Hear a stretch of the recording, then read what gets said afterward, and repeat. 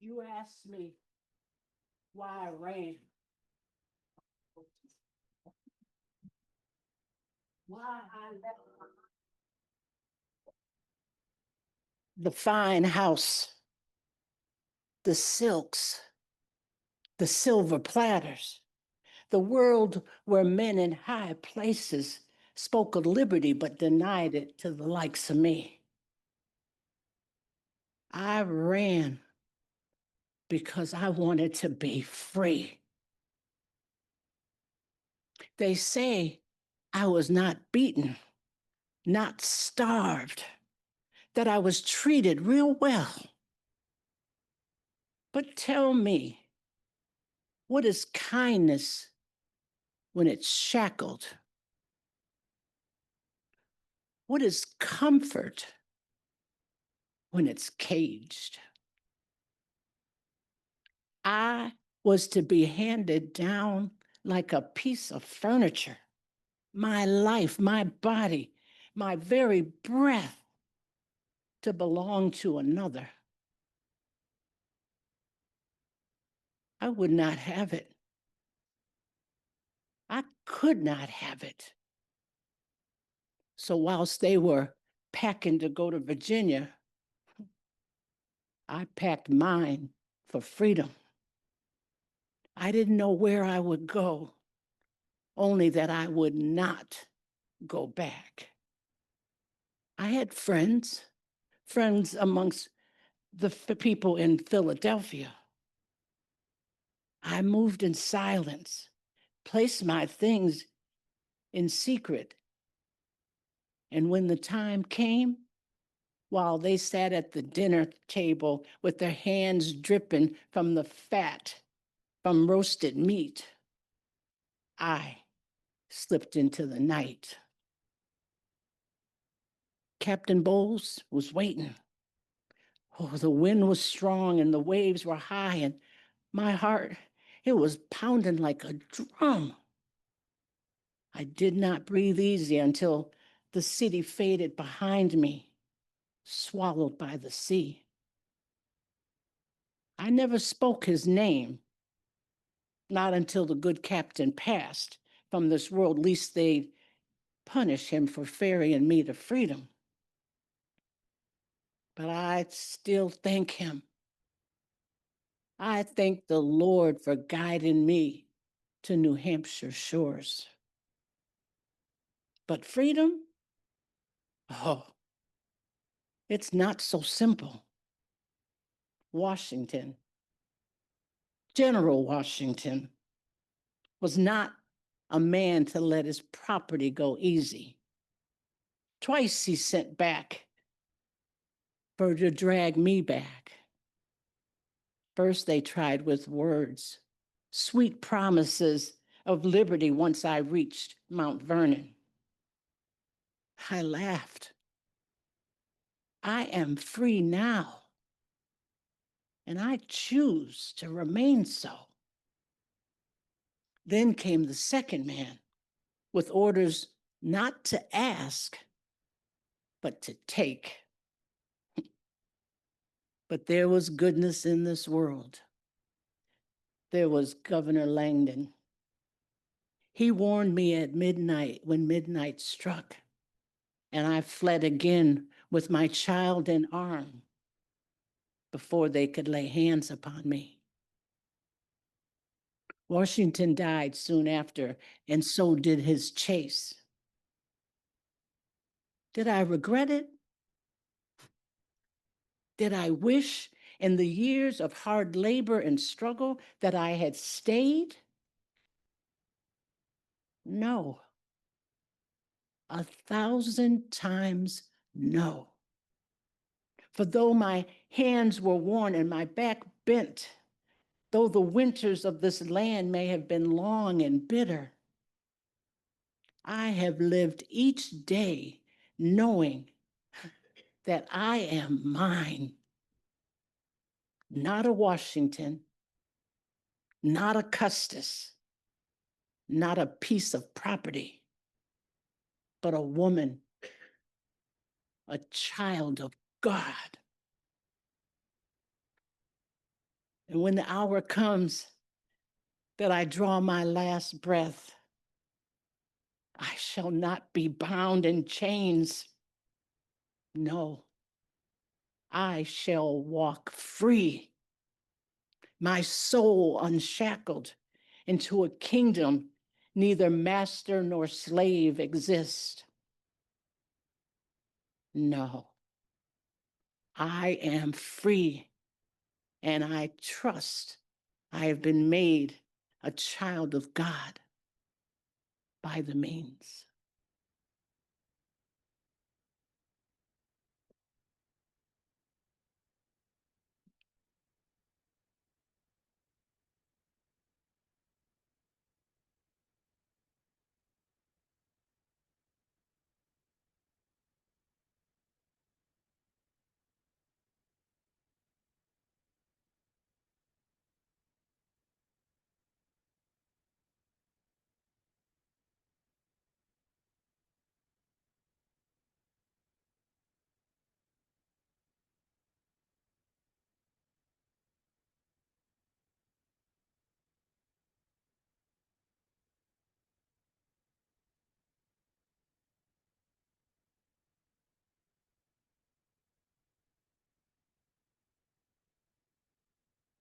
Whoops. So what you heard a few minutes ago was the excerpts from an article from that Sandy Clark Ketty just performed for us, was from an interview by Ona Marie Judge Clark in the 1800s when she was interviewed by a Boston paper. So that I just want to give Sandy another round of applause for bringing Ona to life.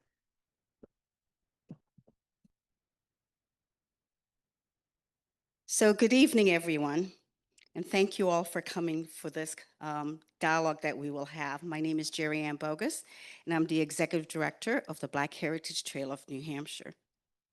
We gather here tonight in a moment that is as profound as it is necessary.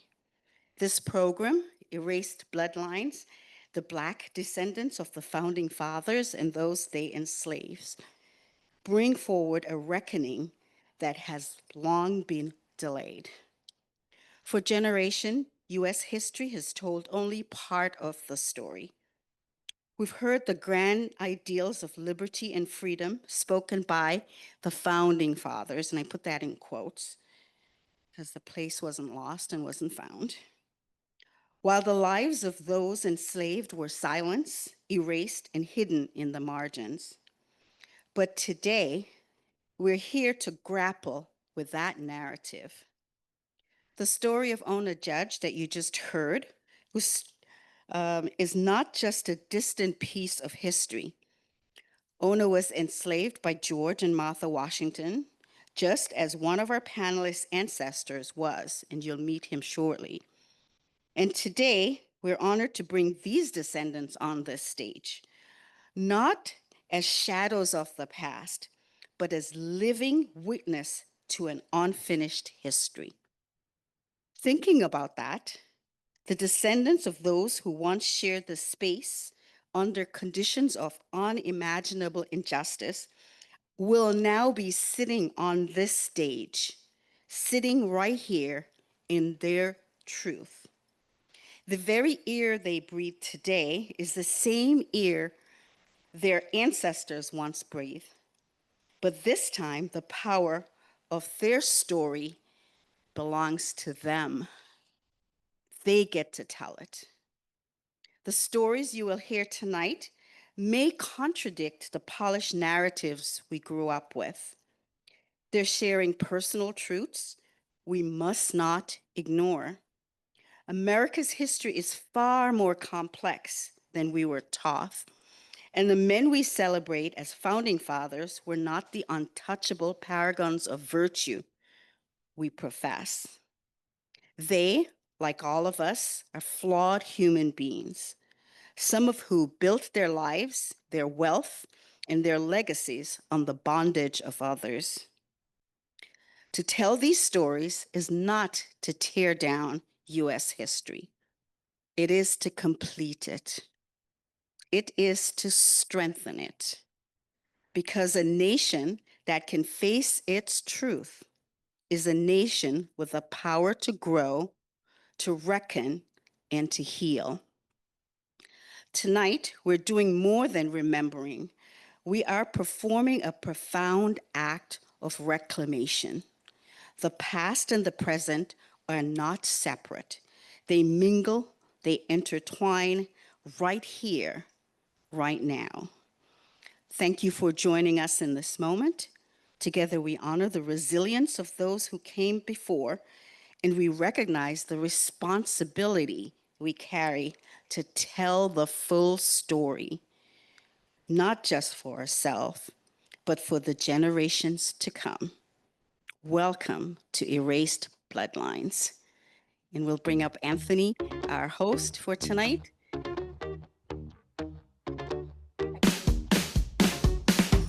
Baby, I am America. I'm a stranger.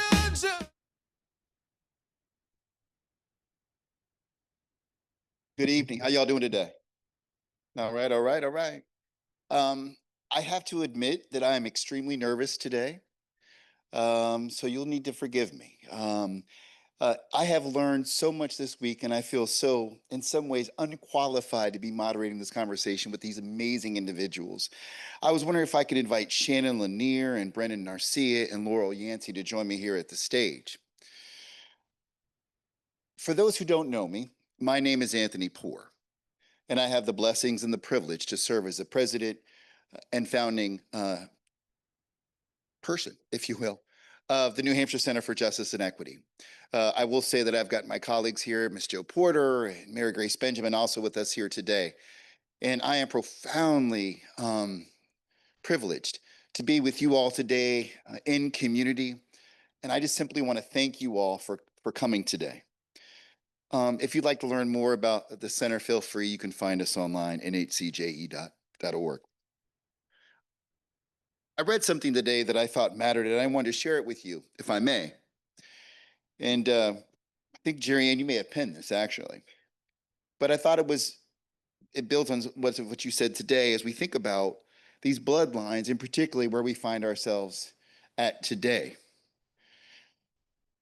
History is often told in fragments, leaving out the voices that disrupt America's founding mythology and its myths.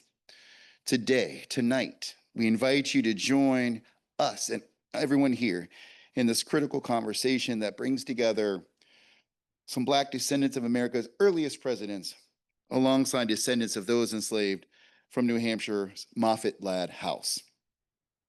Acknowledging these connections and the resilience of Black families who have refused to allow their histories to be erased forces us to reconsider the roles that Black folks played, not just as enslaved human beings and laborers, but as fundamental architects of this nation.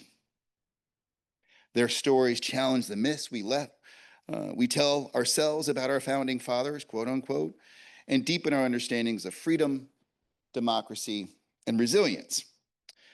This conversation is an attempt, as Jerry Ann suggested, to not only reclaim our histories, but reshape those perspectives and the narratives, and really reaffirm the power of our truth and our contributions to this country that we love so much, that sometimes, frankly, doesn't seem to love us back.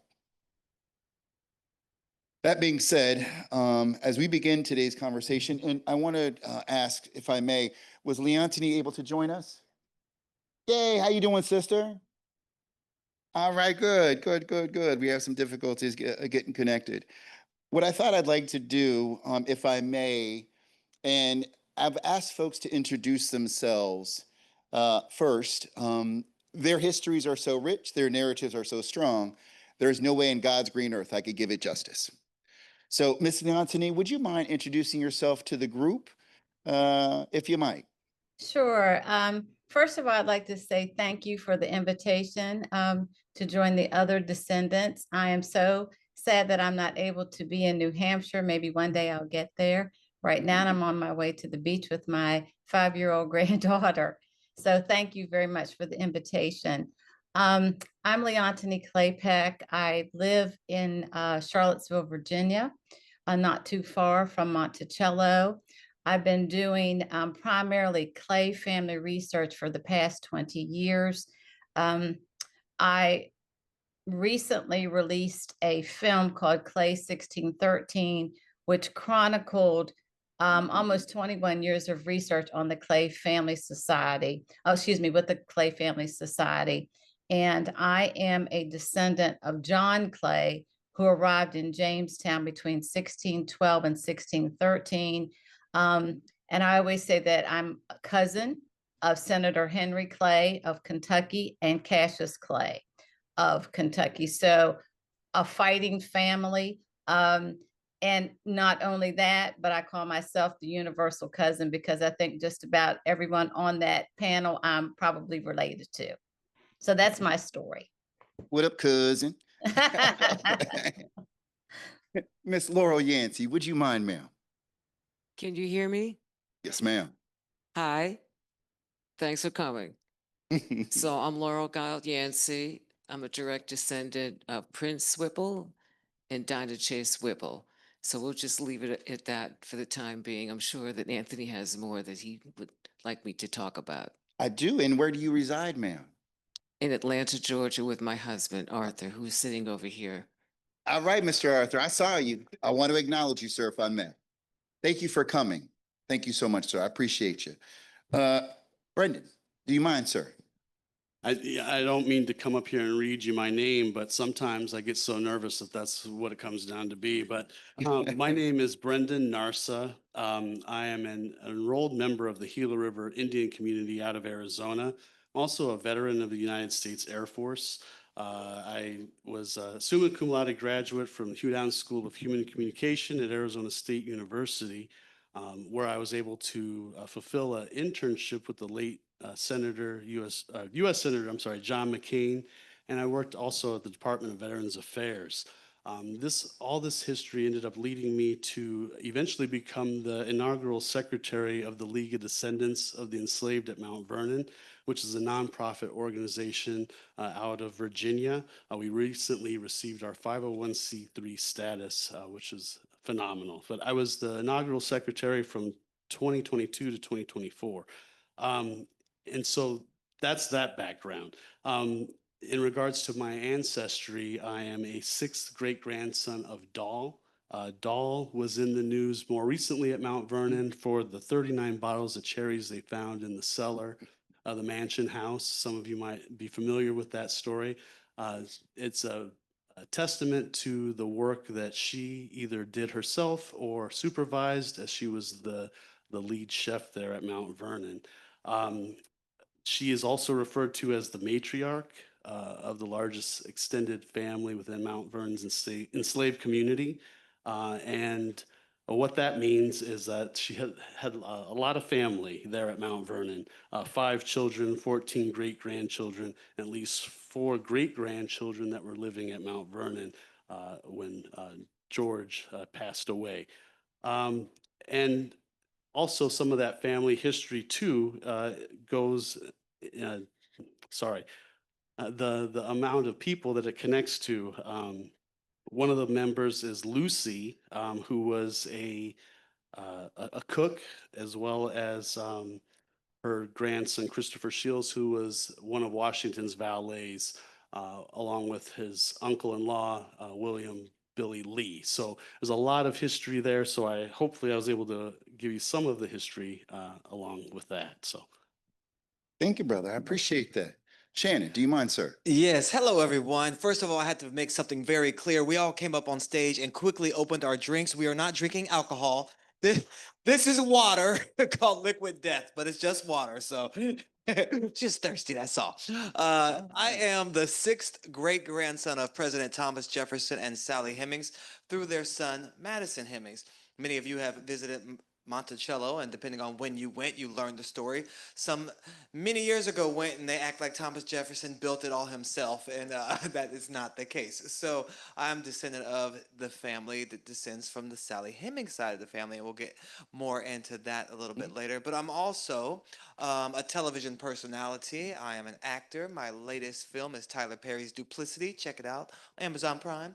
And also, And also, I'm a social media influencer, and you can follow all of our silly shenanigans with my three little Laniers, Madison, Mackenzie, and Carter, I do. and my wife Chandra at Mr. Shannon Lanier across social media platforms. So thank you for having me here. All right, that was fabulous, wasn't it? All right.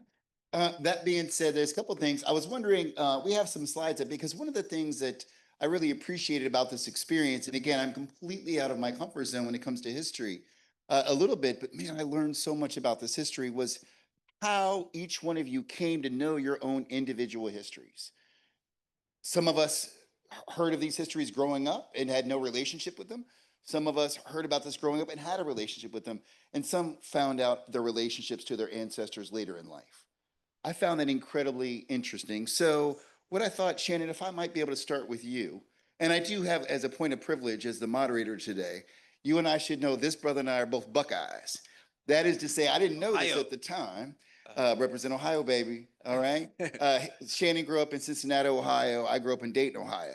So there's probably no doubt that, what's up, cousin? Yeah, probably. Right? Everybody, almost everybody in Ohio. My wife's from Ohio, so I had to make sure first. Like, Mama, we related? Okay, ask Grandma, we clear, we good. There we go. But, So, Shannon, could So, you tell me yes. about a little bit about when you found out your history and your relationship to Thomas Jefferson, just how you found out about Yeah. it and So, the tradition? I guess mine's a little different. I've known my entire life. It was one of those stories passed down through oral history of our family that we're descendants from Jefferson and Sally Hemings.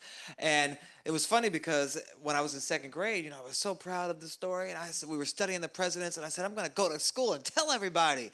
And so I went to school and I said, Thomas Jefferson is my great, great, great, great, great, great grandfather. And the teacher said, sit down and stop telling lies. Of course, the whole class laughed at me, and my mother actually came to school the next day to correct the teacher to say he is a descendant of Thomas Jefferson and Sally Hemings. Don't tell him he's lying. So as she taught my brother Sean and I to be strong in the belief of who we are and don't let others define us, a lesson I learned at a very early age. But it was just one of those stories and one of those like silly family things where one of my uncles, he would always send us a $2 bill for our birthdays and different things like that. So it's an interesting journey that we'll get to later of my self-awareness, knowing, and the evolution of believing and knowing who I am and what that means to me at the core.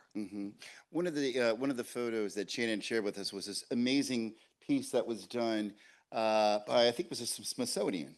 Was Oh, that? yeah. So I the think we last have this up picture. here, real quick. Oh, that's the Show family that. tree. The first picture y'all saw, that was the book that I co-authored with Jane Feldman. It's called Jefferson's Children, The Story of One American Family. We wrote that for Random House a few years back, and I traveled around the country interviewing with Jane the different descendants of Thomas Jefferson and Sally Hemings, both on both sides of his family, both through the Martha line and through the Sally Hemings line. And Jane also not only co-authored it, but also took all the photographs in the book. And it was an amazing journey to travel around the country meeting my family That's right. members. And And Staria, there's that other shot I thought, that transition piece. Where's that? that's my family in the White House. Oh. That's a reunion at Monticello. Oh, Oh, that's there we go. Okay, that's what it was. Yep. Yeah. Wipe it down. Wipe. So Wipe the it down. Smithsonian Wipe. came today and said, we're doing this special project where we take living descendants of ancestral people and basically put them in the same clothes, the same background to show their similarities. And I was like, I don't look like him. And then I was like, and then they said, well, we'll just do it and see. And they said, you want to wear a wig? I said, absolutely not. I'm going to be me and be who I am. And I think it illustrates the difference more that I am me and he is him. And it still gives an opportunity for us to sort of hold a mirror up to America to say, this is our history. This is what history has led to, that the white president can have a sixth great grandson that looks like me. And that's just what life is. And so that was a project that now I'm like, okay, maybe there's some similarities there, because this thing goes viral every year. And it's amazing how many people have now seen this thing. Thank you for sharing. Brendan, you're way out in Arizona. Now we're even nowhere near close to Monticello. Forgive me, close to Virginia, North Philadelphia.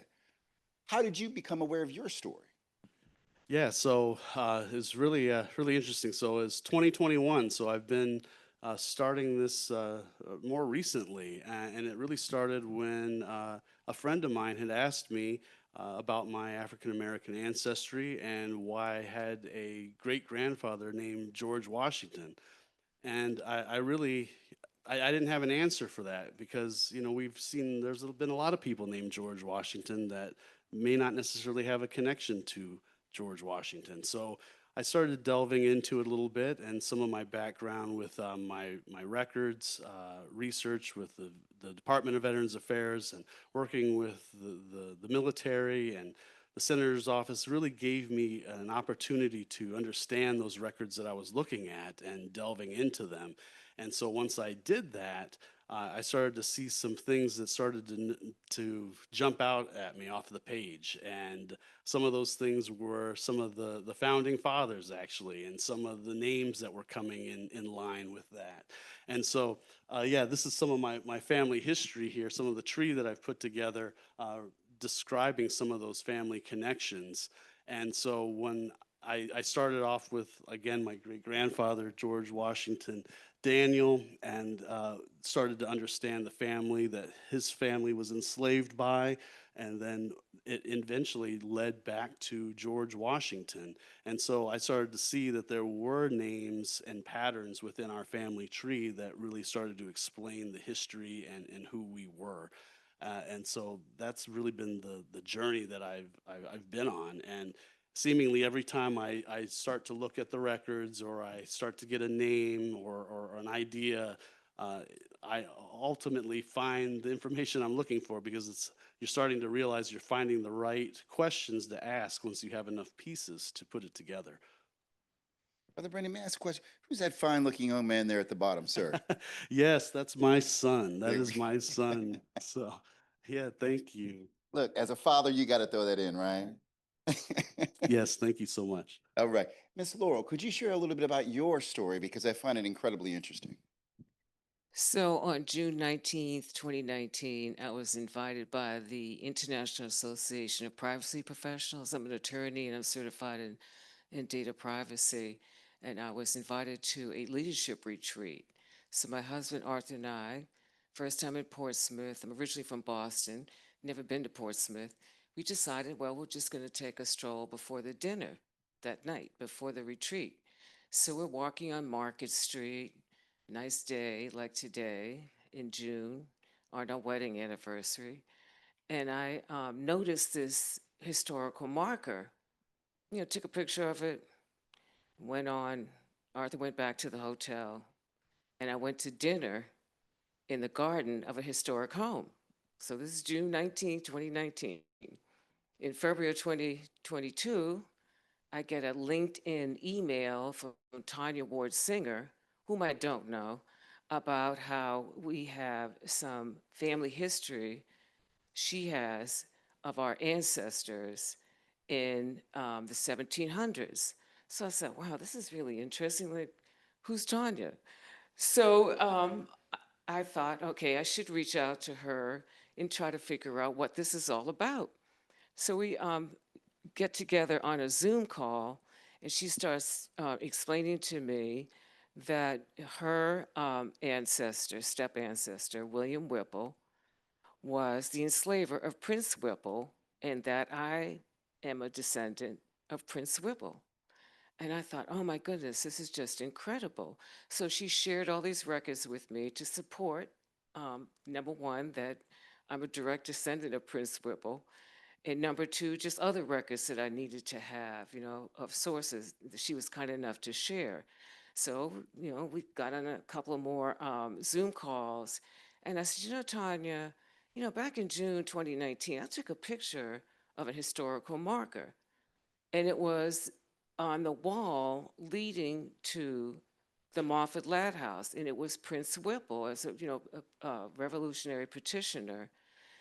And I had had dinner in the garden of the Moffatt-Ladd house. I mean, it was just spiritually very meaningful to me as a coincidence that it would be on my birthday, on my wedding anniversary, that I would find out about Prince Whipple.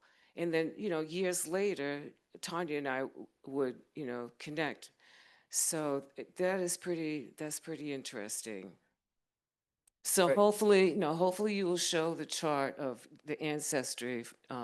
So this is, Prince and Dinah Chase Whipple, way at the top, and it goes all the way down here, down to Arthur and me over here, and to our, two twin daughters. So I just want you to see that in Ancestry.com, there's a Prince and Dinah Chase Whipple tree that Tanya Ward Singer and Tony Grant, another genealogist, put together to show that this is factual, that these are my ancestors. Could you go back to the marker from the Black Heritage Tree? I'd like to read it if I may. And so let me just say briefly, so this is the marker. This is this is my photo that I literally took on June 19, 2019. God is good. Prince enslaved by General William Whipple and his wife Catherine Moffatt, accompanied by, I'm sorry if I can read, by the general through several battles of the American Revolution, but was not freed until 1781. In 1779, however, Prince and Windsor were two of 20 African-born men in Portsmouth who signed an elegantly worded petition asking the state legislature to abolish slavery. The lawmakers tabled the petition. The local newspaper printed the text in the issue of July 15th, 1780, for the amusement of its readers. Thank you for sharing. Miss Leontini, would you mind sharing your story? In particular, what I found interesting was how you began to piece your story together through your daughter's baby book. Okay. I lived in a community in West Virginia, a little community, Piedmont, West Virginia. And my family, we were the only Clays there. So around fourth grade, we were studying history. And in the book was a picture of the time Senator Henry Clay. And, I'm a little kid, so I'm looking at his picture, I'm thinking of my name. And so I asked my teacher, I said, do you think that he could be my relative? He could be like related to me? And she said, no, sweetie, I don't think he could be related to you. So because we were studying slavery, I thought, and I asked my teacher and I said, do you think he could have owned my people? And she said, that's a possibility. So in the back of my mind, my curiosity in the fourth grade, it was piqued at that point in time. I just wanted to know, I was intrigued about the history of Senator Henry Clay because we shared the same name. So fast forward, when I had my first daughter, which was quite a number of years later, and we lived in Washington, D.C. And both my grandmothers had been midwives. And this particular grandmother, Laura Clay, she came to Washington to make sure that I knew how to take care of my baby. She didn't want me to have any mishaps with the baby. And I needed her there to make sure that I didn't have any mishaps with the baby. But during that period of time, most parents have a baby book. So I pulled out the baby book and I said, Grandma, can you tell me the names of your parents and of Granddaddy's parents? And so she did. And one of the names was Washington Clay. And that stuck in my mind. I thought, Washington Clay, I didn't know anyone named Washington Clay. So years later, 25 years later, my husband and I, we moved to Albemarle County near Charlottesville. And right before we moved, that grandmother passed away. She was 94 years old. And I wasn't working at the time. And I thought, I wonder how close my grandmother lived in this area. And as it turned out, she lived in the neighboring county, which was Madison County. So my husband and I, we took, a 20-minute ride to Madison County. And it just so happened on that day, the clerk was not very busy. So I went in and I expected her clearly the clerk to say, no, these people were enslaved. We don't have any records, I'm sorry, I can't help you. But it didn't turn out that way. The clerk said, there were free Blacks here in this county. If I can help you, I will help you. So we went back into this room where they had, the card files, and she pulled out asked me what, my people's names were, and I told her Washington Clay, and she pulled out his card. It had Washington and Amanda Clay. But not only did it have that, but it had his parents' name and my grandmother's parents' name, great grandmother. So I immediately started crying because I felt like, here are my people that I've been looking for.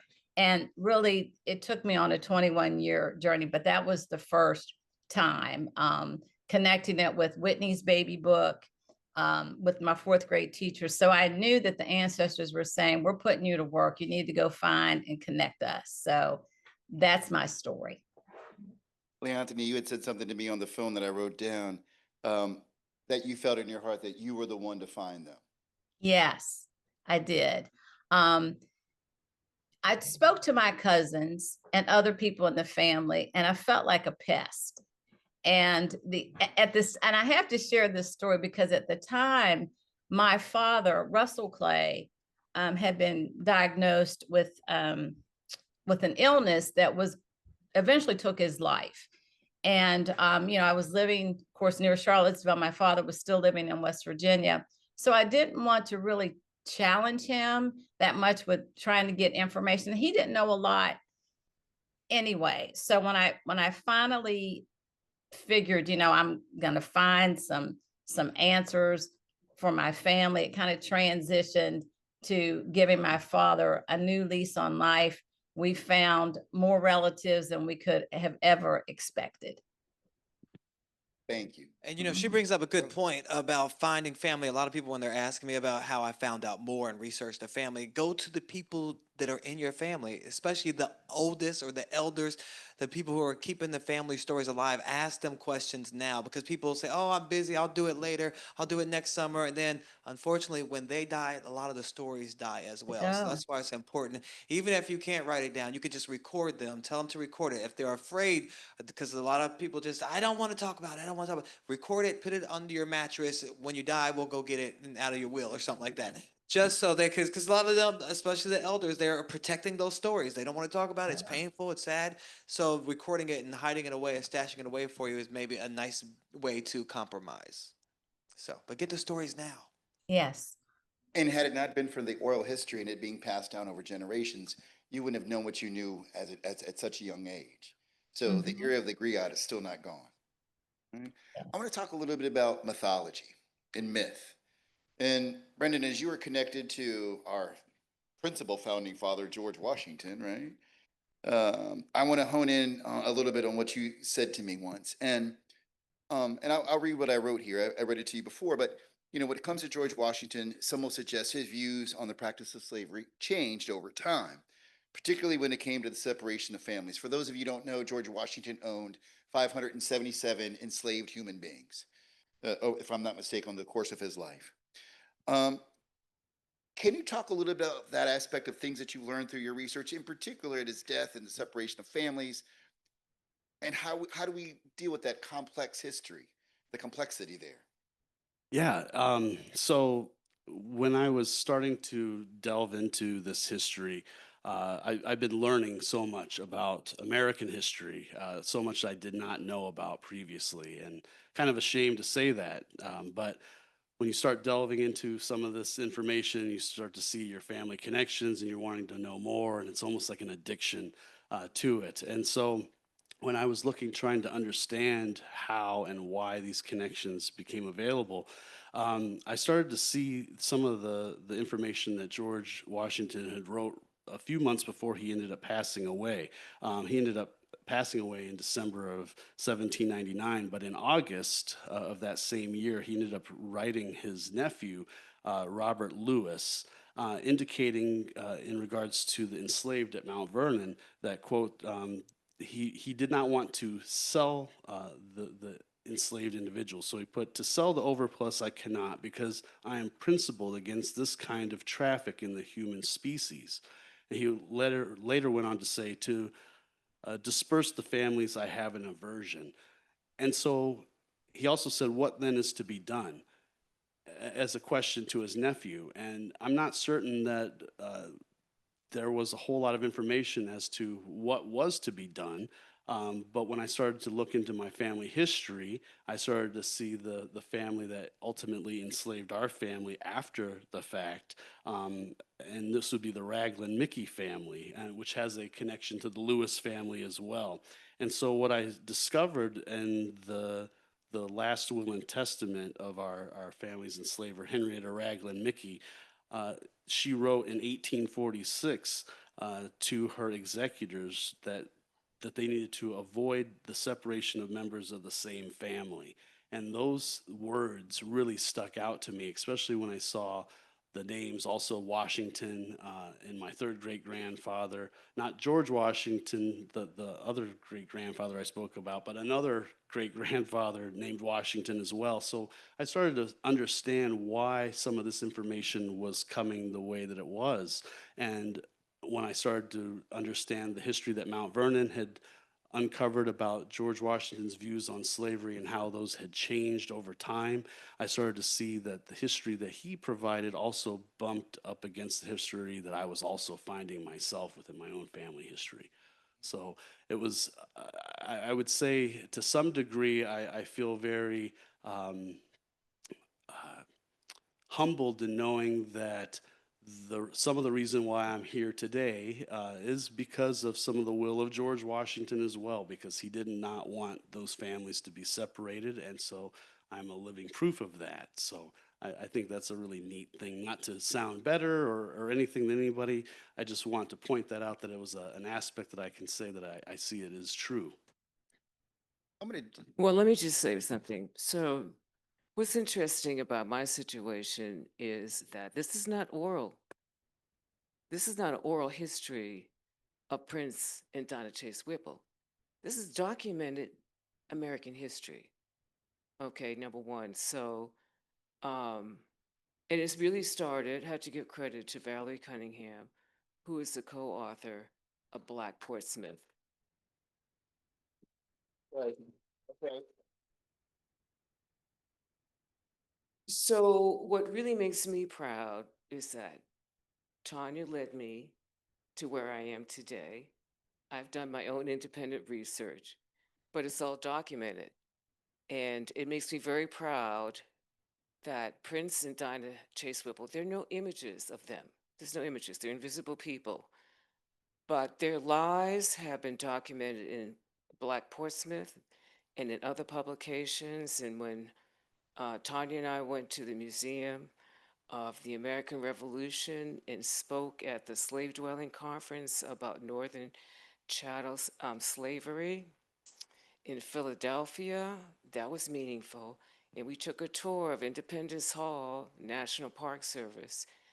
And Tanya asked the ranger, she said, "Do you think that Prince Whipple was in this room during the debates and the signing of the Declaration of Independence?" And he said, "Probably."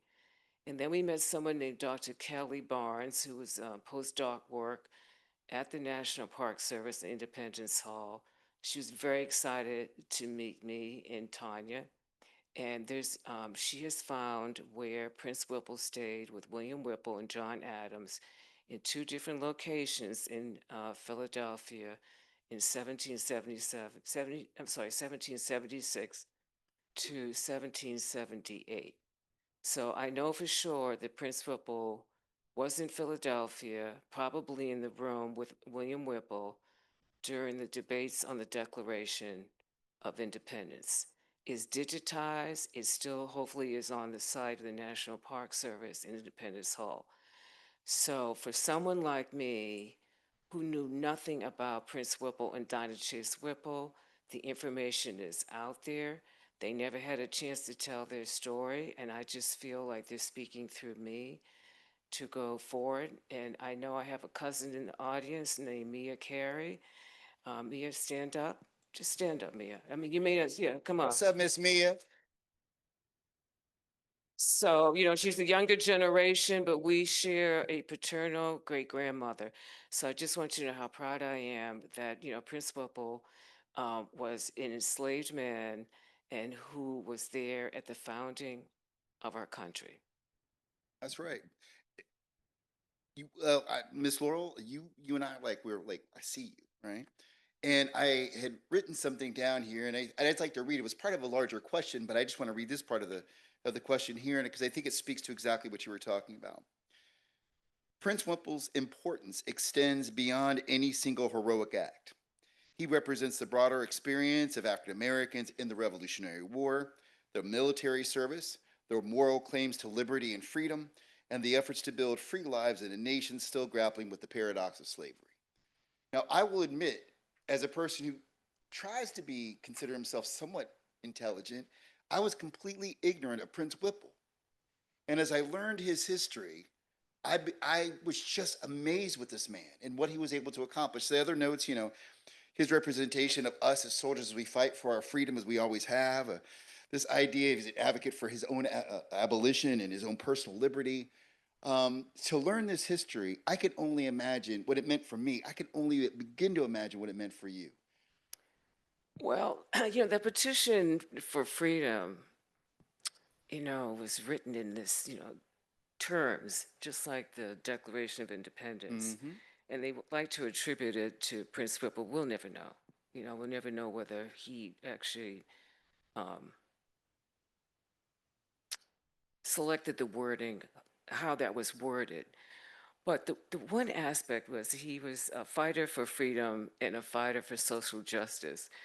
So I don't know Prince Whipple, but my paternal grandfather, Ray Wilson Giles Sr., was an attorney in private practice in Cambridge, Massachusetts. So I feel like there's been like a legacy that's been passed down to him and to me, because I'm an attorney. And I think I'm an advocate. I'm an advocate. So it's very meaningful to me to have someone like Prince Whipple as a relative or someone who stood up, for social justice, because it gives me hope that this is a route that I need to continue to follow in my own personal life. He's a role model to me, as well as Dinah Chase Whipple. Thank you. Ms. Lautini, I was wondering if I could bring you into this conversation. Again, I admittedly, as we were going to start this research, I had never heard of the Great Compromise, right? But I had never associated that with Senator Henry Clay. Grew up in Ohio, he's in Kentucky, right? As a boy growing up, this is not a history that we learned. It just wasn't. So could you share with the group a little bit? I suspect there might be some people in this audience who aren't aware of Senator Clay and his role, particularly as he helped, one could argue, delay the Civil War with the Great Compromise. Just a bit of history real quick, if you wouldn't mind. Yeah, just a little bit. But the other thing that I wanted to say about my intrigue with Senator Henry Clay was that he seemed to know everyone. I mean, he was born during a period of time where he knew George Washington, Thomas Jefferson, James Madison, James Monroe. And many of us have discussed that not only would he have known them, but his families would have known them, and also the enslaved people. So that's one of the reasons that those of us who are in the descendant community speak often that we are connected. We don't just say this laughingly, but DNA connected, because it was a small world back during that time. And Henry Clay started out at a very early age being apprenticed, during that time as an attorney with George Wythe. So also Thomas Jefferson and George Washington were apprenticed by George Wythe. So Henry Clay started at a very early age, being able to get the skills, being able to be connected, and developed over a period of time, because he lost his father at a very early age. So he kind of went out on his own, was very independent, learned some negotiating skills, and probably was known as one of the great compromisers of our time. So, and also did the Treaty of Ghent. But in terms of his skill, was the Secretary of State. He had great skill in working and bringing the country together, because we were looking at either Maine or Missouri Did we want a slave state? Do we want a free state? And Henry Clay was at all of those negotiations. He was at the table with these individuals. He had a great love for the United States. But one of the reasons that you see him in history is not really wanting to break away from Britain and any of the British influences, because Tarleton, who was British, came in and basically stole everything from Henry Clay's family and his mother. So he was always going to be trying to build a new system, a new America, and then move from Virginia to Kentucky, where he, gained his great prominence. One of the things that I always like to share about Henry Clay is that he started out, I always say, on the right foot, being under kind of like a father figure. George Wythe started out wanting to end slavery, but gradually. But when he moved on to Kentucky, he realized that our bodies, these enslaved bodies, we were the money. That's where the money was in our bodies. And so he, with the North and with the South, he had learned to compromise in order to save the Union. And so and then of course the Treaty of Ghent, he was one of the principal ones, and of course was with John Quincy Adams in negotiating peace at the Treaty of Ghent. So I don't know how Henry Clay went to all these places in the world, but he did. And he's almost forgotten. When he was elected from Kentucky, he was elected as a freshman congressman, as a Speaker of the House, and was the Speaker of House for many years. So he kind of got lost a little bit in history, but I try to restore the good and the bad, but to say that he was a connector of many of our families and of the nation. Thank you. Thank you. May I just say one thing? Please. Have to speak up for Prince Whipple. So as you mentioned, he is recognized as a patriot for fighting in the American Revolutionary War. And he was with Brigadier General William Whipple during the decisive battles of Saratoga, the two battles that were ensured our independence. So Prince Whipple is truly a man to be recognized and to be honored as a slave who fought for the freedom of this country. And it's very meaningful to me as the run up to the semi-quincentennial celebration of the signing of the Declaration of Independence in 2026. That even though Prince Whipple is invisible, there's no portrait of him, but he's part of American history, and that has to be acknowledged and it has to be recognized, his contribution. Well, I was going to say a lot of people were talking about the abolishment of slavery, and a lot of people forget that Thomas Jefferson's first draft of the Declaration of Independence had him saying that he wanted to abolish slavery, but yet he didn't think it would be safe to let them stay here, that they should send the slaves back to Africa because otherwise they would rebel. So there gives me an inkling in my mind that he knew slavery was wrong. He wanted to abolish it, but he also liked the free labor. And people found ways to justify, oh, well, they weren't human, so it was okay. Or let's use the Bible to justify what we're doing in our actions and all these things. But the fact that he had this notion in his mind that we had to send them away or they're going to get mad at us for what we've done to them leads you to believe that he knew it was wrong. He knew it was wrong to continue doing what they were doing to him. And he also knew he didn't want to really do it. He wanted to continue getting all the benefits that he was getting from slavery. He built Monticello, had them build Monticello, tore it down, built it again. He was all these things that he continued to do and kept very meticulous notes about how much they were creating at Monticello, from every seed that was planted to the nails that they were making. Even if you go now and you look at some portions of the house, you can see the fingerprints of the enslaved people in the bricks because they made the bricks at Monticello and they were hot. So when they were pressing them into place and trying to form the bricks, you see the fingerprints of these people, a lot of them little fingers, meaning young kids making these bricks and going through giving their blood, sweat, and tears. And then I get the justification from people, but Jefferson was a good slave owner. Is that possible? Is it?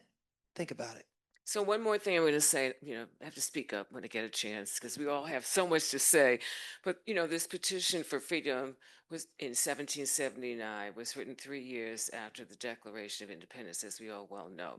And it was tabled. It was presented by the 20 natives of Africa to the New Hampshire legislature in 1779. It was tabled because my understanding, and hopefully I have my history right, that New Hampshire was writing a constitution around the same time. And I don't think the citizenry of New Hampshire was ready for the freedom of Africans who had been enslaved. I don't think they really felt very secure about that situation. So they tabled it and came up with their own constitution that really didn't recognize the individuals who had been enslaved.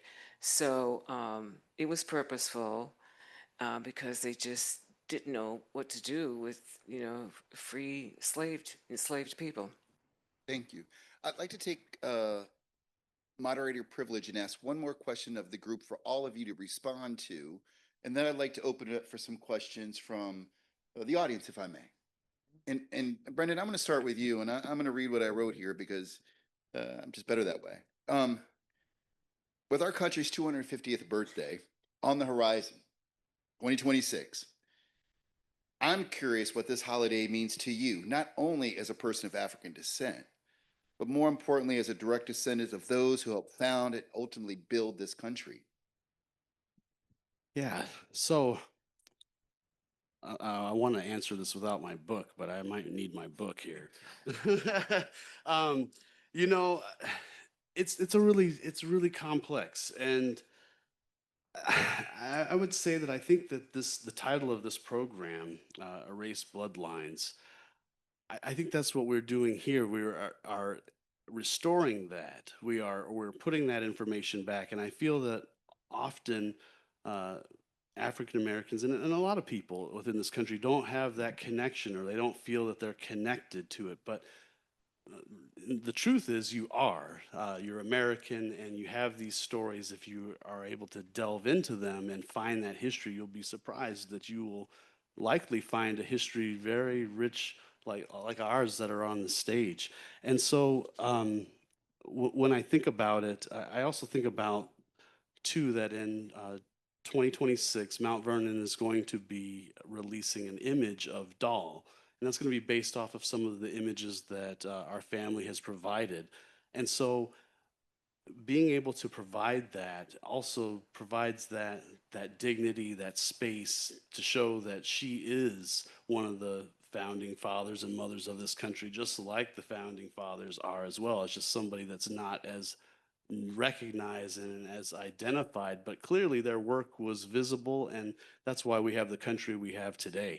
And so I feel that when I look at the 250th anniversary, I have a lot um, of pride in that, which I don't know that I would have necessarily had I not done as much research as I have on this subject, and just makes me feel very humbled to know that it's an American story, and that's what I think is the biggest thing for me, that we're all American, and it's a beautiful story once we can understand it, and also too, it further tells more of the stories about the founding fathers and the people that they were around every single day. And so once you're able to understand those lives, you can also further understand theirs as well. So I think it's a full restoration of the history that we've been deprived of, a lot of us. And we constantly see the books that are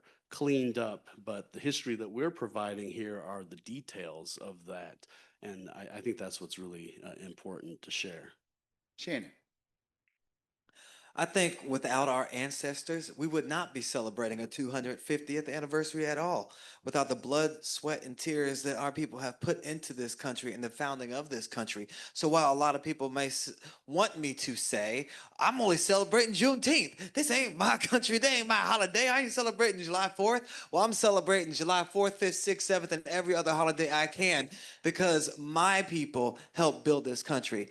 And even though they may not have signed the Declaration of Independence, you think Thomas Jefferson would have had time to write it if he didn't have over 600 people working for him, slaving away for him, making sure he was fed, making sure he had clothing, making sure his house was taken care of, making sure he could even travel to Philadelphia to write it.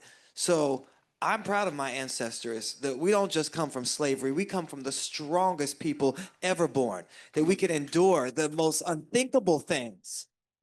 Unthinkable. When we sit here and complain about the little things happening in our lives, oh, our lives are so hard. No, they're not. Think about what our ancestors went through. If they can survive the unthinkable, then I can survive my day. So I am proud, and I tell my kids to be proud of our ancestry, not that we just come from people who were enslaved, but even before that, from kings and queens and people who are survivors. So I'm celebrating the survivors in my family on July 4th, 5th, 6th, and every other day of the year. Miss Laurel, would you mind? Well, let's just get the record straight that Dinah Chase Whipple was manumitted on the day of her wedding in 1781. Educated woman, literate. Prince Whipple was manumitted, I believe, in 1784. So none of their children were enslaved. Okay, I don't have that. There's no really long history of slavery on my side. That's just a fact.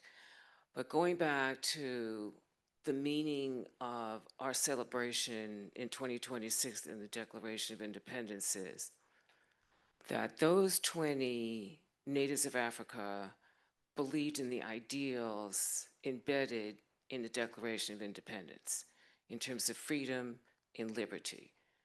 And I just ask all of us we have to remember as a country what we're founded on, and all of us, and how all of us contributed to this nation, and how those ideals that are in the Declaration of Independence are mimicked in the Petition for Freedom.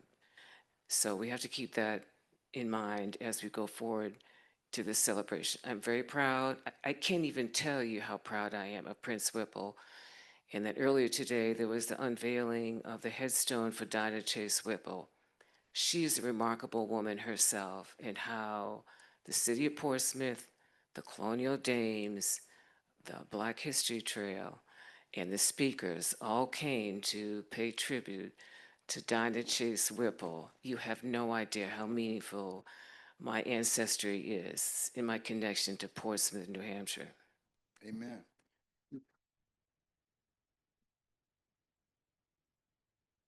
Miss Leontini.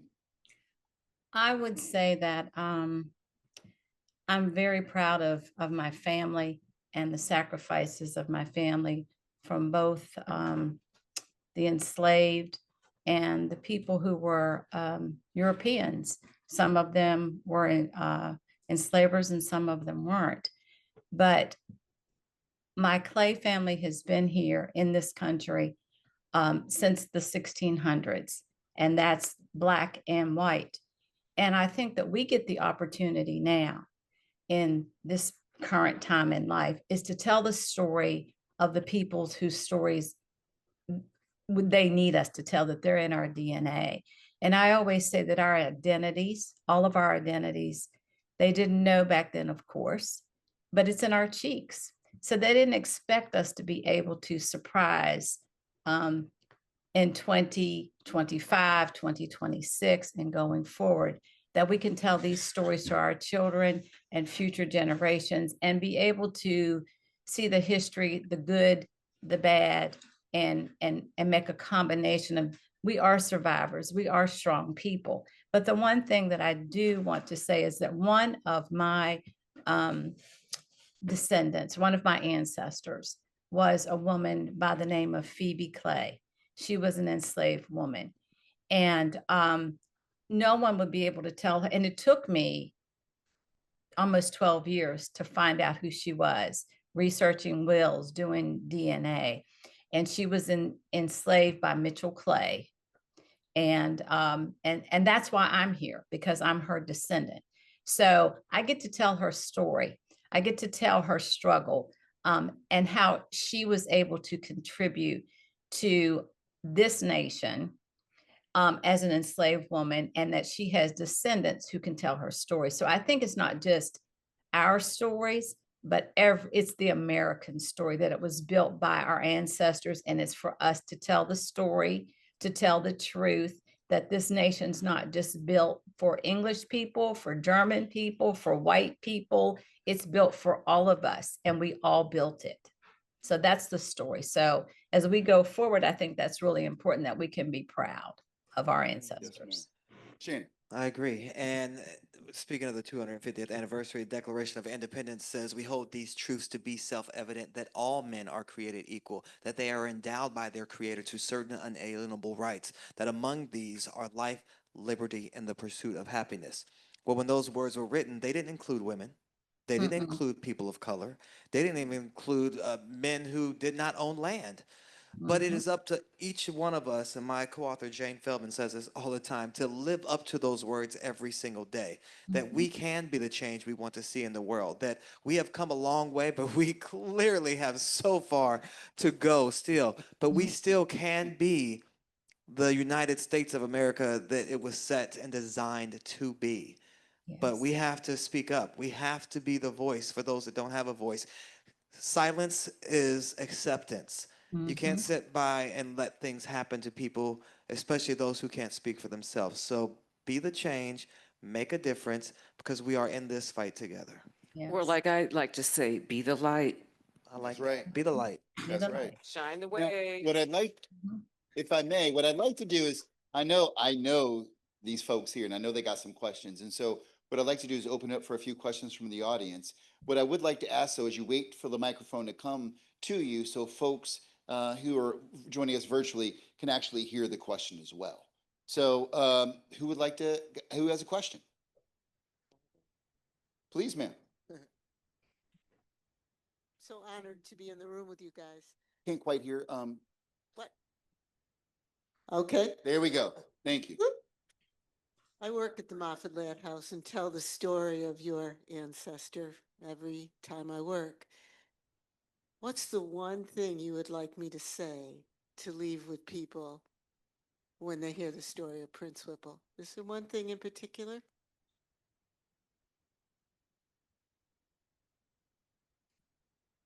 That's a good point. I think the whole point is to humanize Prince Whipple. Mhm. Okay, that it was a free boy in Africa who ended up somehow on the way to America and was enslaved. But he is a human being, and he should be recognized as more than just being enslaved. All right. I know there's some more questions out here, y'all. Don't be shy. Oh, there you go. So thank you all for being here. Really important conversation.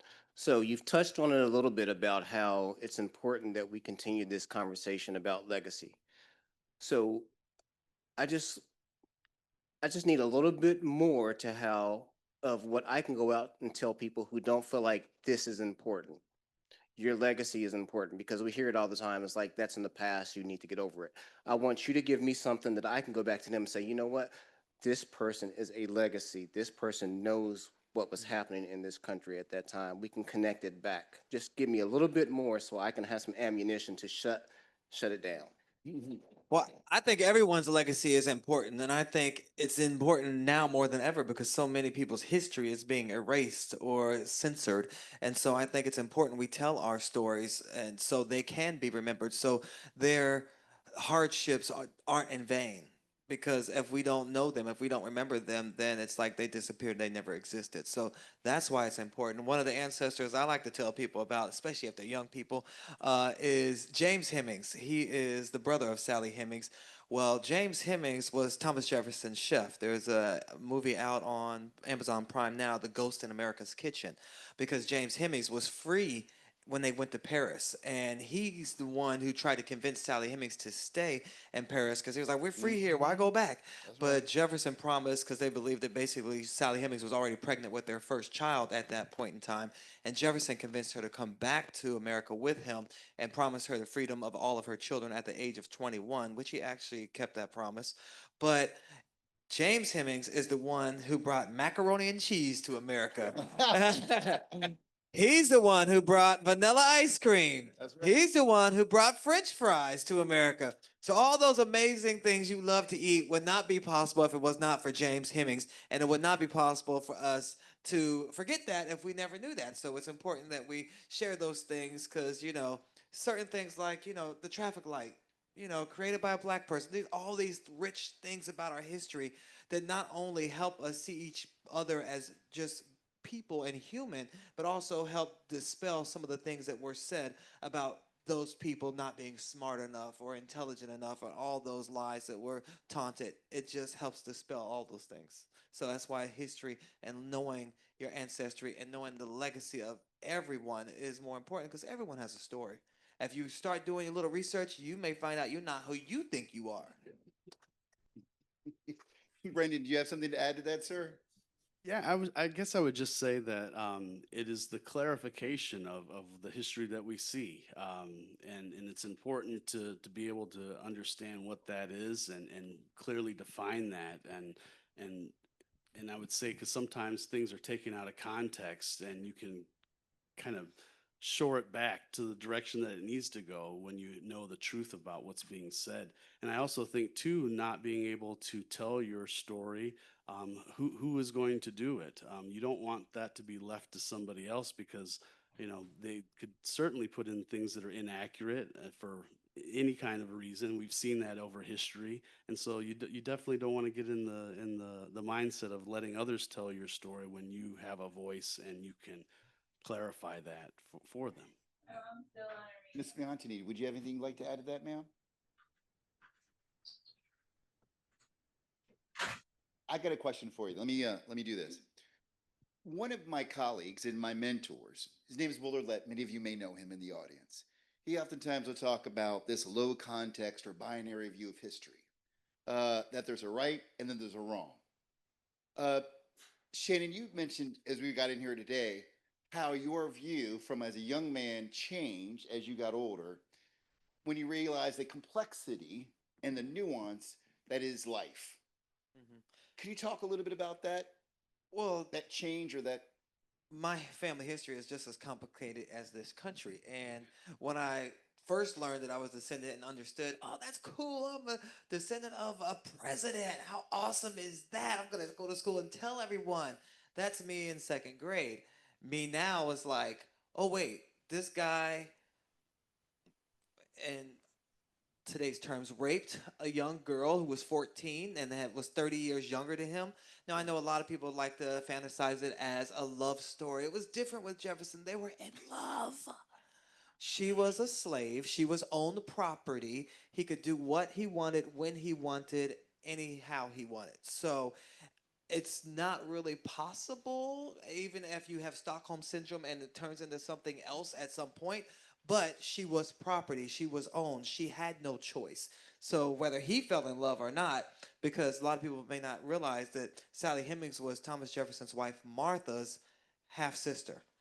So his wife died in childbirth, and then comes along a younger version of your wife that they say was beautiful, had long black flowing hair, might near white, and you promised your wife you would never remarry again. Well, hey, here's the best of both worlds. You can have what you wanted, and you could not marry her at the time. So it became a lot more complicated when I started to understand what slavery was, what that meant, that she was to him, and how that quote unquote relationship most likely was. So yeah, it's complicated. Ms. Leontini, I thought about you as well when I was framing this question because, we think about Senator Clay as being the great compromiser. Part of Mhm, that compromise was the fugitive slave law, mhm. which really angered many of the Northerners. Mhm. Talk a little bit about Absolutely. that.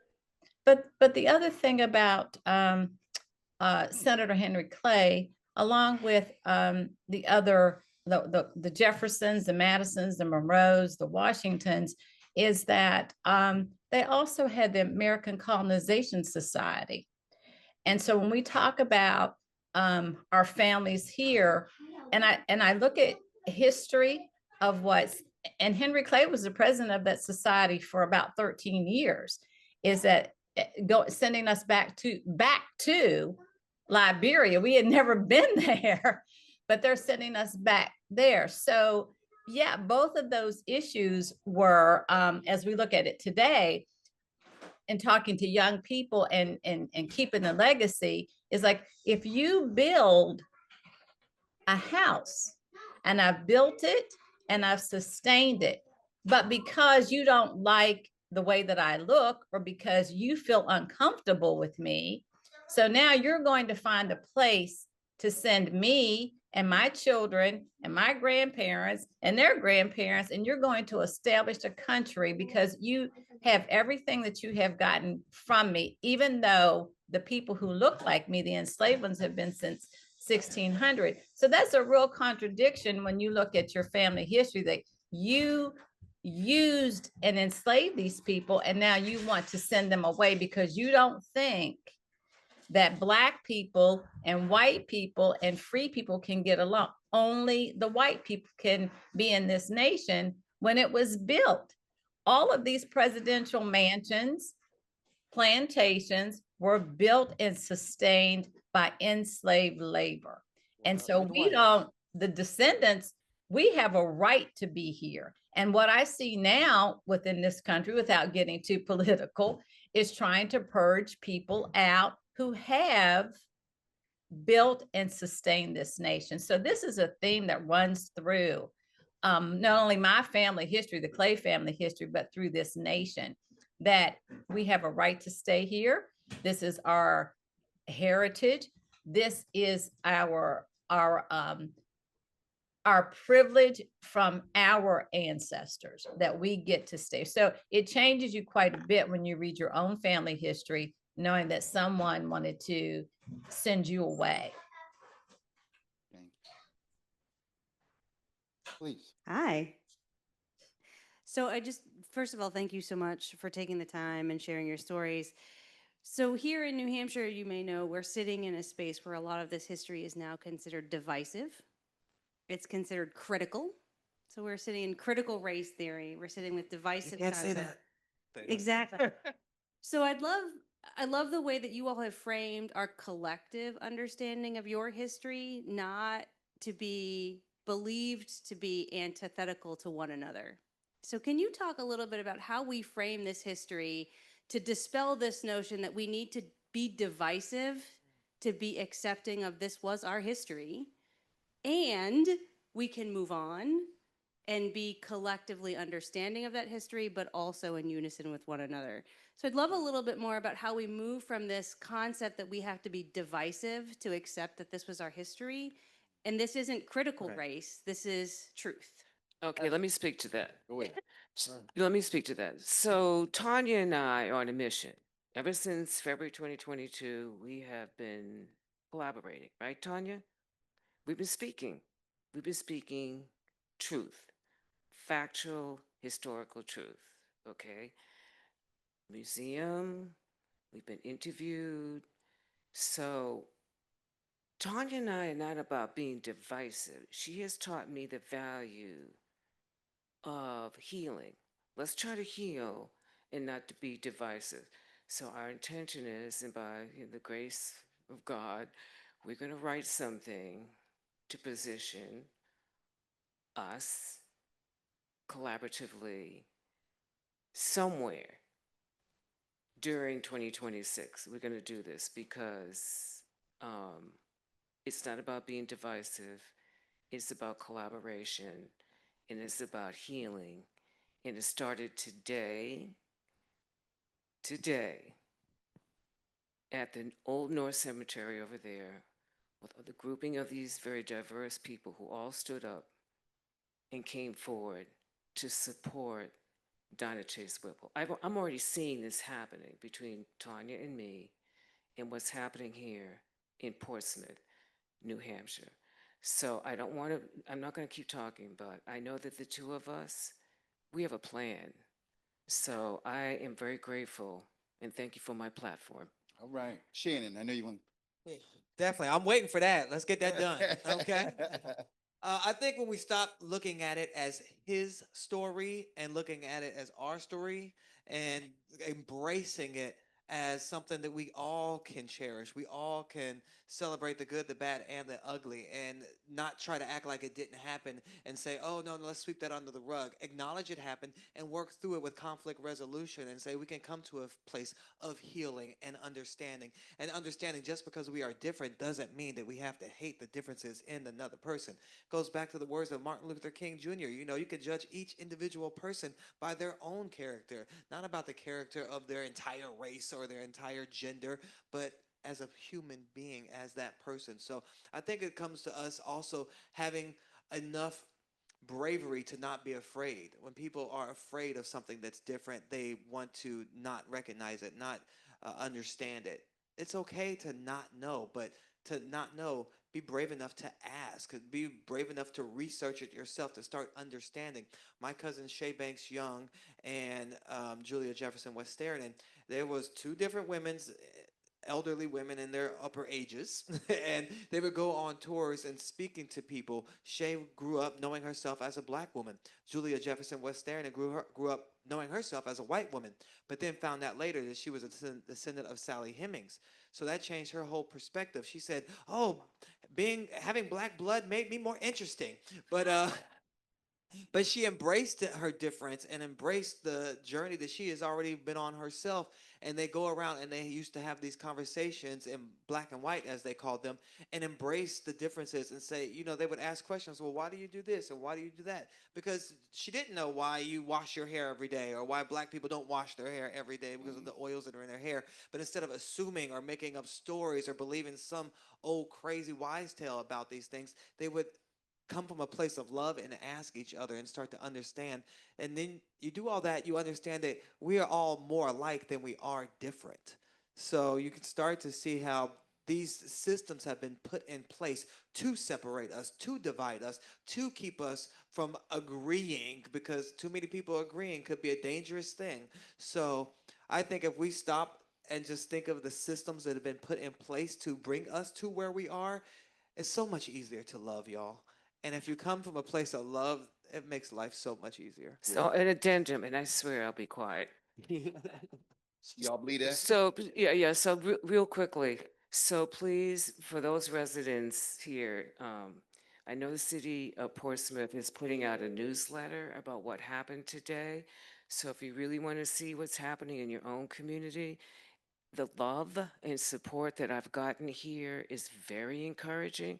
City of Portsmouth newsletter, check it out. All right, all right. Now Wait, we're gonna. oh, I was gonna just say, and just to No? sorry to add on to that and what Shannon said, is just that what comes to mind is just the people are people, and I say that quite a bit to my friends and family, and how we treat people. Somewhere we lost that ability to be nice to each other, to talk nice to one another. And I think that when we get up here and have a chance to do this, we're including people. And I think that's what it's about, to be, you know, inclusive instead of exclusive, because it's, again, an American story and an American history. And we all usually can find some of our American piece to that. Oh, and I forgot one more thing. I know. Wait, this we got. Because we got- Good, don't I worry. brought it up, and I know you're a part of it too. There's an organization out called the Coming to the Table organization, which brings together descendants of slaves and those people who were enslaved at the table of brotherhood for reconciliation and healing. And so a lot of people they don't know what to do with all this information. They're afraid to start researching their family because what if you come back and you realize that you're people owned people? What do you do with that? And they help people understand it and work through the pain, the anger, the sadness on both sides of that. And it really is a loving environment where people really grow in their understanding. And I mean, I was part of the organization when it started, and it was just one little chapter. We just had a few different people, and now it's gone all around the world. And so it's pretty exciting to see how many places that this organization has touched and how many people it has helped. So if you do have trouble just understanding a lot of this stuff, that's a great resource coming to the table. Thank you for sharing that. Yeah, I do. Go ahead. oh, I have a question. Okay, first of all, and this, I suppose is the last question. One of the things that, I'm one of the tour guides for the trail, and I represent Prince Whipple and tell the story, and it's a quite unique story that I love to tell. And I didn't even know there was slavery in New Hampshire until I started telling the story, and I tell many others about it. And the history that is being disclosed from the trail is very important to tell the stories of those that have marked the way, are trailblazers for the rich history that we have here in New Hampshire. And I'd like to thank Jerry Ann for that. Yeah. And well, my question is, as a lot of us, when I was growing up, I'd ask my grandmother, what was your history like? Push it under the rug. I can't tell you that. And just for my question is that when did you, each learn about your lineage, and was the stories always told, or did you had to find out? I know the Whipple story, but I didn't hear the other stories about, did your grandparents, sit down at the table and say, well, we got this rich history, but, we don't really want to talk about it, Yeah, so I can speak to that a little bit. Actually, this history was not spoken about, and there are some issues with even within my family now about how the information is spoken about and shared. So it's it's very difficult. A lot of the history, and I'm also seeing this within people within the League of Descendants Enslaved at Mount Vernon, that a lot of our history was not shared. We've had to learn this history. We've had to understand it. And I think it also speaks to some of how bad bondage is, and how we're just now having a chance to speak about this. But this was topics that our ancestors, our and grandparents did not speak about because it brought up so much pain and so much hurt, and maybe they didn't have a way to fully explain it, and some of the reason why the history has disappeared. But now that we can understand and we have a little bit better way of putting that together, I think that's some of what we're doing here, and pulling it out and showing that. And now I can share that information with my son, Braden. Hello, Braden. and, Hey, Braden. and bring that out, though. I think that's what it really is about, because again, we were deprived of that information for so long, and it was because it was so painful. What I'd like to do, if I may, and I realize we're coming to a close. I think we're scheduled to end at 7:30. We might be a little over, but I do want to ask you all for a final thought. Again, the title of today's conversation is "Erased Bloodlines: The Black Descendants of the Founding Fathers and Those They Enslaved." Thinking about those of us in the audience today, some of us may have known these histories, some of us may not have. Leontini, I'm curious to hear from you, and I'll start with you. What do you want us to walk away with, knowing about not only Senator Clay, but the need to really appreciate and understand the complexities of our American history? What I would like us to walk away is what some of the other panelists have said, and that's about our humanity.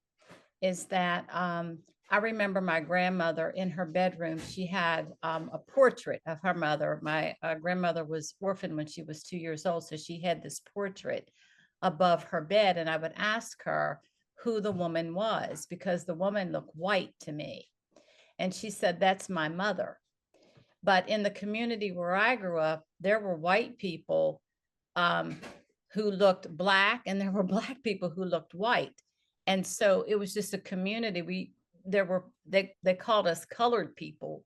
My grandmother would have never wanted to have been called Black. That was just during the period of time, when she was growing up. But she would say, we just love our family. And I think that's what happens when you start to do your research. Like when I started to do my Clay research and join the Clay Family Society, when you embrace and respect your humanity, it becomes very real and very meaningful to you. But even more importantly, when you join these societies and start to explore and know that your family, there are some real relationships and some love relationships and some friendships that develop and grow. So that's what I would like people to take away. When you learn your own family history, when you learn the history of America, just like any family, there's ups and downs, there's bumps and bruises, but you take it all collectively and you heal from it and you become strong from it. But I would say at first, learn your history, embrace your family, and then go from there. Miss Laurel. Mhm. Well, I have to say that my experience with Prince and Dinah Chase Whipple has extended my hope in humanity. I will say this right now, okay? And it's been so encouraging and life affirming that, again, you have two individuals, there are no pictures of Prince and Dinah Chase Whipple. There's a whole lot of stories, and the community incorporates everyone. It's the story of everyone at a certain time in history. So I'm very grateful to have found out about my ancestry and to be able to speak to it and give a voice for Prince and Dinah Chase Whipple. Where this will ultimately lead me, I do not know, but it's given me faith in humanity that there are good people out here who will step up and do the right thing when they're called upon. That's right. Brendan. Yeah, I would say to research your history. I think that's the biggest thing, to research and learn about your family and your ancestors and what that really means. Because when you do that, you find bits and pieces of these histories, and then it also collaboratively helps all of us better understand who we are and where we come from. And I think that's the biggest thing. Just know your history, research it, and find out how it connects to you, because it does. Shannon. Oh no, I'm last. I guess because this country has been so unfair to so many people, there are many people that live in a place of privilege. Now, that privilege can be economic, it can be your education, it could be the color of your skin that makes you privileged to not have to worry about when you get pulled over by the cops, are you going to die that night? Whether you're going to be followed in the store, whether you have to worry about paying for something because you have a good job. There are different forms of privilege, but all those forms can also be used to do good. And if you say, maybe I'm not asking you to go out on the street and march, but maybe you can write a check to an organization who is doing good. Maybe you can go and participate in a peaceful march. And maybe you can do things to help your neighbors, the people in your community, the people that are right here in your own community can be helped by the means that you may have. So I think we all are always like, what can we do? I can't make a difference, or maybe you can. And so try to put an effort towards being the difference, making a difference in your daily walk. It can be as simple as when someone tells a racist joke, you not laughing and you saying that's not right. We should not tell those types of jokes. And if they're your friend, then they will respect you, and I'm sure they won't do it again around you. The small differences can make a big difference. It's like the ripple in the pond, throwing that little pebble in. You can be that pebble that turns into a wide tsunami to help impact the entire world. But it has to start somewhere, and everyone can do something. There's no excuse for someone to say they can't do it. So go out and be the change in the world. You guys can do it. Can the church get an amen? Amen. I, a woman, amen. That said, I want to say before I leave this stage and leave it to Dr. Chris Matthews, my dear friend and colleague, Personally, I want to say thank you, Leontini. Thank you, Laurel. Thank you, Brendan. Thank you, Shannon, for taking the time to spend time with me. I honestly can say I'm a better person to know our history now and to know you all. So thank you for being so kind to me. Dr. Matthews, the stage is all yours, sir.